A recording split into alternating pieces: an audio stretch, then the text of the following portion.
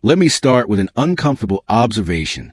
The economy feels fragile to many people right now, more than it appears. Prices are rising everywhere. Debt is growing, and yet somehow the system hasn't collapsed, at least not visibly. Many wonder, how is it still standing? What hidden mechanisms keep everything functioning under so much pressure? The truth is calm, subtle, and depends on a combination of factors that work together behind the scenes. Consumers, businesses, and governments all play their part, often without most people realizing it. Let's start with consumers. People continue spending, borrowing, and participating in the market cautiously but steadily. Credit card, mortgages, and personal loans are growing, but monthly payments remain manageable for most households. This steady consumer activity keeps businesses running and cash flowing, forming the backbone of economic movement. Next, businesses. After previous crises, companies have strengthened their balance sheets significantly. They reduce risky borrowing, increase reserves, and prepare to survive periods of uncertainty or slow growth. Many firms now have substantial cash reserves and buffers, which allow them to continue operations during shocks. Banks also play a vital role. Lending remains active, helping both consumers and businesses maintain daily operations. Credit keeps the system moving while maintaining confidence across financial markets, preventing sudden panic. Then there's government intervention. Stimulus programs, fiscal support, and safety nets add an additional layer of stability.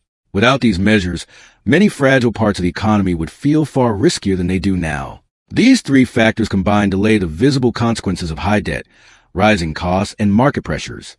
But this does not mean the economy is perfect or immune to shocks. Vulnerabilities remain beneath the surface.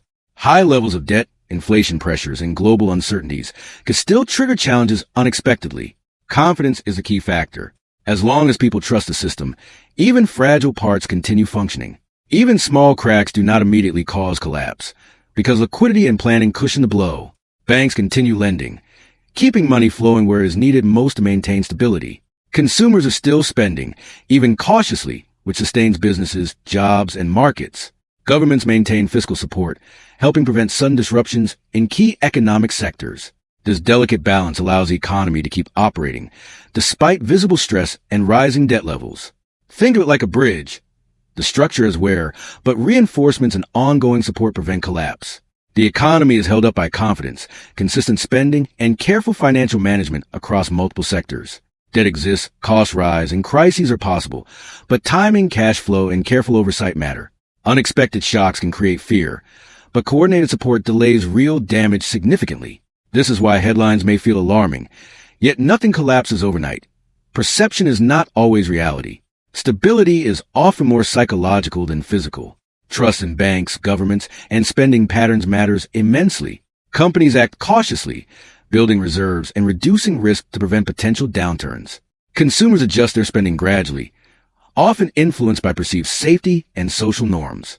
Government interventions act as invisible buffers, giving breathing room to the financial system when needed.